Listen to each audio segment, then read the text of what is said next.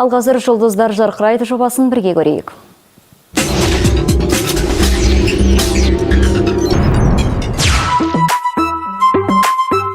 Қазақ эстрадасы дінге қалай келді? Олардың арасында намазға жығылғандар кімдер? Аллаға шүкір көбейіп келе жатыр. Өнер харам деп шоу-бизнестен қол үзген әнші неге қайта оралды? Мен оны бір сектаға шақырып отырдым деп айтпаймын. KZ тобының бұрынғы әншісі Бейбіт Қошқалиев осыдан 5 жыл бұрын сахнада ән салып, секеңдеп би билеуді харам деп санап, шоу-бизнесті бір жолата тастап кеткен болатын. Алайда шетелде оқып келгеннен кейін 3 жыл бойы бос жатқан әнші тіпті өзінің бастапқы мамандығы мұнай саласына да араласқысы келіпті. Бірақ одан да түк шықпаған. Бірақ бара-бара түсіндім, бұл менің қолымнан өнерден басқа ештеңе келмейтінін түсіндім. Бүгінде әнші өнерін қайта шыңдап, заманауи бағыттағы әндерін бірінен кейін бірін көрерменге ұсынып жүр.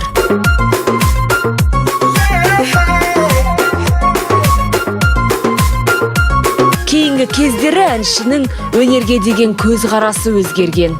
Әнші дегенде бір жеңілтектік нәрсе көреді, бір арақ ішіп, бір қыдырып, жамандық нәрсе жасап, сондай бір нәрселер көрмейтін сияқты.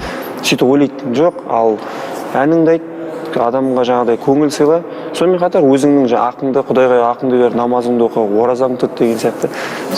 Осы аптада күллі мұсылман үшін қасиетті мереке Рамазан айы басталды. Айлардың сұлтаны саналатын Рамазан 6 маусымда басталып, 4 шілдеге дейін жалғасады. Осы аралықта мұсылман баласы 29 күн ауыз бекітеді.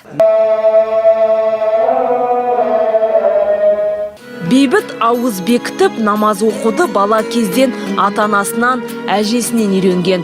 Ораза ұстауға ниет еткен жандар осы айда жаратқанның мол сауабына кенеледі дейді әнші.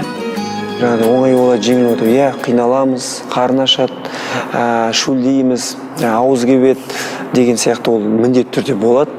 Одан ешкім қаша алмайды. Бірақ бұл жерде бір нәрсе, жаңағыдай Құдайдың разылығы үшін деген ниет болу керек адамда.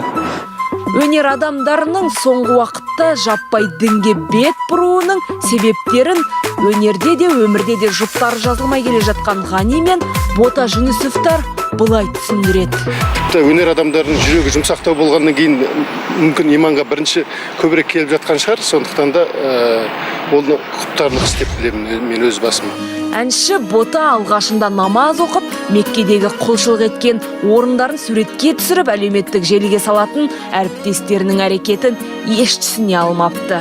Суреттерін көрген кезде басында кішкене ерсі көрдім, енді өзі үшін ғой, ол оны неге жариялап жатыр деп ерсі көргенім рас басында. Кейін ойлап қарасам, жастарды әсіресе соңынан ерту үшін, сонда үлгі болу үшін салады екен ғой деп. Ғани мен Бота да жылдағы әдеттері бойынша ораза ұстап, ауыз бекітуде, қасиетті жұмада дұға тілек жасау үшін мешітке келетін әдеттері бар.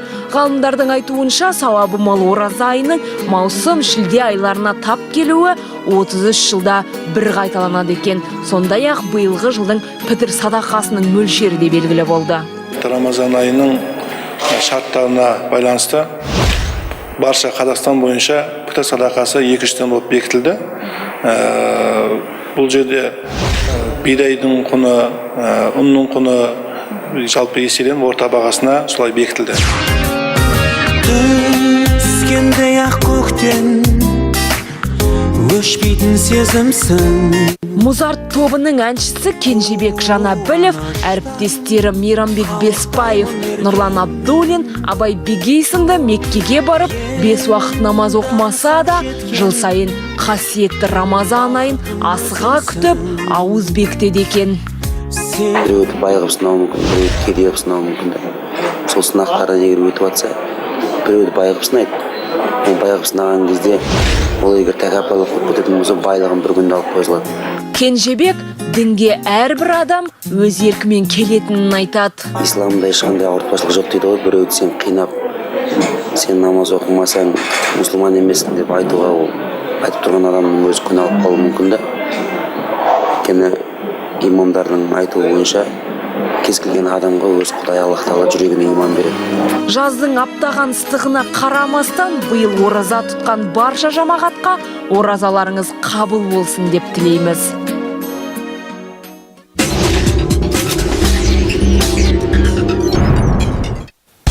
Жаңалықтарымызды 31.kz сайтынан да көре аласыздар. Демалыс күндеріңіз сәтті өтсін. Сау саламатта болыңыздар.